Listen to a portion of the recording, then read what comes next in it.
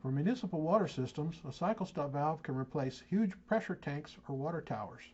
The cycle stop valve controls the amount of water coming out of the pumps to supply exactly the amount of water needed for one house or multiple houses. When the exact amount of water is coming out of the pumps, there is no water left to fill a pressure tank or a water tower. With multiple pumps, we stagger the pressure switches. In this case, we have one pump with a 40-60 pressure switch and one with a 30-50 pressure switch. The cycle stop valves on each pump are also staggered, with the secondary pump being set at 40 psi constant and the cycle stop on the first pump being set at 50 psi constant. When no one is using any water, the pressure tank is filled to 60 psi and the pressure switches have the pump shut off.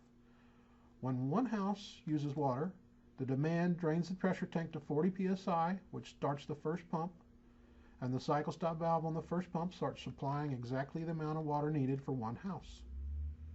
When more houses need water, the cycle stop valve senses that more water is needed and opens up to supply more water. When 3 houses need water, the cycle stop supplies just exactly enough water for 3 houses by maintaining 50 psi constant. When more houses are using water than one pump can supply, for instance 30 houses, the pressure drops from 50 down to 30, which triggers the second pump to come on. When the second pump comes on, the cycle stop valve, which is set at 40 psi, supplies just exactly the extra amount of water needed over what the first pump was already supplying. The cycle stop valve on the second pump will continue to open up until all the houses in the city are using water. Both pumps are supplying the water directly without going through the pressure tank or water tower.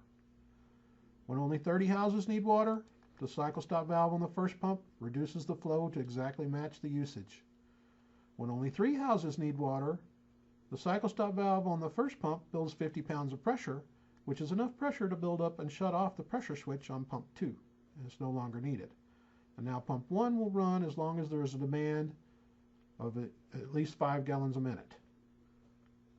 Even if there's only one house or small leaks, the pump will not shut off and will run at a constant 50 psi, just supplying the leaks, which eliminates water hammer because the pumps aren't cycling off and on, and there is no surges in the line. If and when all the houses shut off the water and there are no leaks, there is no demand, the cycle stop valve on pump 1 will allow the small pressure tank to fill to 60 and both pumps will be shut off. In most cases, in municipal systems, the small pump never shuts off. Running 24 hours a day is what pumps are made to do. Cycling off and on destroys the pumps and causes water hammer, which breaks lines and wastes tremendous amounts of our fresh water supplies.